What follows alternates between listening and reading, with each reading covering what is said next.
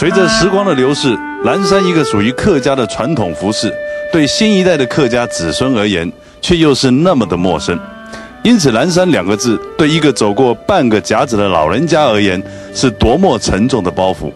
但是老人家却怡然自得地乐在其中，因为他说：“矮住一车粥，一车粥，味道十番没办法啦。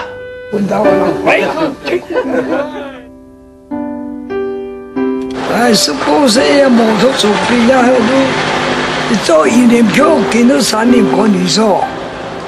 头发都按1年票，见3年看你说嘅。英国我做事啊，落雨冇算工钱嘅啊，死嘅落雨嘅，都那算工钱咯，都贵下见咩咯，唔错个，呀，钻石都穷啊，原石都穷。因咩啦？看到人啊，做sản婦嘅，又好條頭髮未跌到，我都笑我小條啦，我又唔摸嘅，強師傅買布，像個服裝人啊兩三嘅，像我都頭家師傅徒弟全部自個做啦，邊個我婦人啊自個做我做事，所以嗰度係話佢家什麼好。给了食物满足到那个条件了，咱们来那哟，要不然多给那给那走枪嘞，给了食物，那一碗钱咯，几20美元咯，做你唔够几多钱啊？10年那个都6公了，6公嘅就咧落嘢啦，6公嘅都冇办过哦。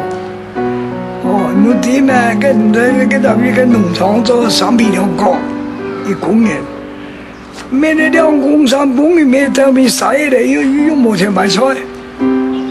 所以我见咩，落雨又唔会读到，日头晒又唔到，街又晒到，暗布条又做得到，又天火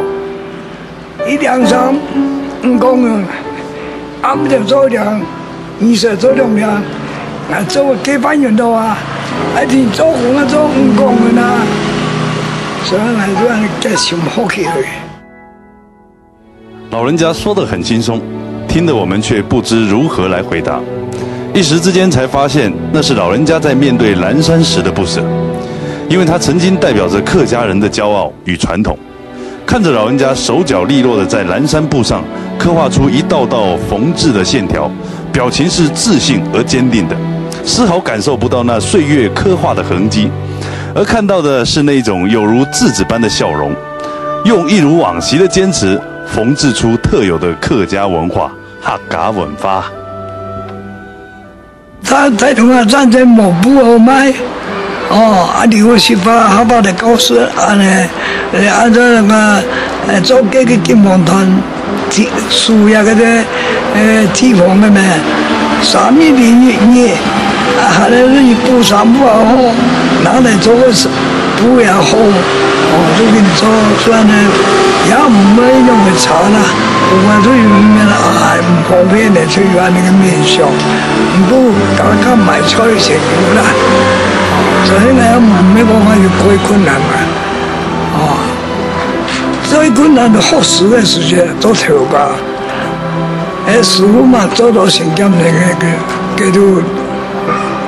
给快讲啊，最苦的。70年如一日，对老师傅而言，就好像在打一场人生的战争。怕的是那稍纵即逝的蓝山文化，但也仿佛在告诉着我们，有这么一段的往事，那是用针和线所留下来的客家情怀。一件蓝山一段情，一针一线缝出客家情。一两蓝山一段情。一针一线连出客家情。